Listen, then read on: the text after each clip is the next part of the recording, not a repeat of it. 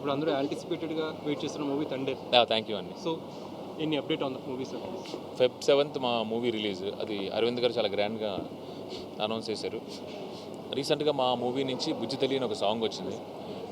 అంటే జనరల్గా ఒక మూవీ రిలీజ్ అయ్యి సూపర్ హిట్ అయితే నాకు ఎలాంటి కాల్స్ వస్తాయి? ఇంతకుముందు పూర్వం నా ప్రేమం కానీ, కార్తికేయ 2, కార్తికేయ 1 అవన్నీ హిట్ అయినప్పుడు నాకు ఎలాంటి కాల్స్ అండ్ మెసేజెస్ వస్తాయో నాకు ఒక సాంగ్ రిలీజ్కి ఆ రేంజ్లో వస్తాయన్నమాట. లిరిక్స్ బాగున్నాయి, ఇది డిఎస్పి సంభవం అని, డిఎస్పి రేంజ్ అని చాలా వస్తాయన్నమాట.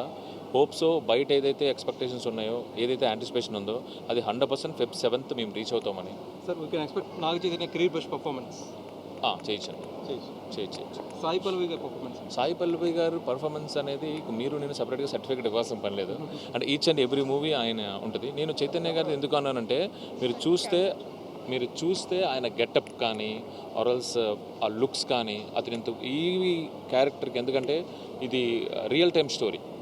శ్రీకాకుళం దగ్గర, నిజంగా గుజరాత్ దగ్గర, పాకిస్తాన్లో జరిగిన ఒక రియల్ టైం క్యారెక్టర్ని ఆయన వెళ్ళి ఆయన ప్రిపేర్ అయ్యి, ఆ స్లాంగ్ ప్రిపేర్ అయ్యి, భాష ఓకే అండి, ఆ యాస కూడా ప్రిపేర్ అయ్యి, ద వే అతని కన్విక్షన్ కానీ ఆయన కష్టం కానీ చూస్తుంటే నాకు not as a director, not as a film maker, నాకు అలా చూస్తున్నప్పుడు as a person I'm a great fan of him.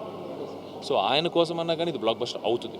Sir Naga Chaitanya గారి కెరీర్లో ఫస్ట్ టైం ఒక డీ గ్లామర్ అనుకోవచ్చు, ఒక రా అండ్ రస్టిక్ క్యారెక్టర్ అనుకోవచ్చు. సో ఎలాంటి జాగ్రత్తలు తీసుకున్నారు?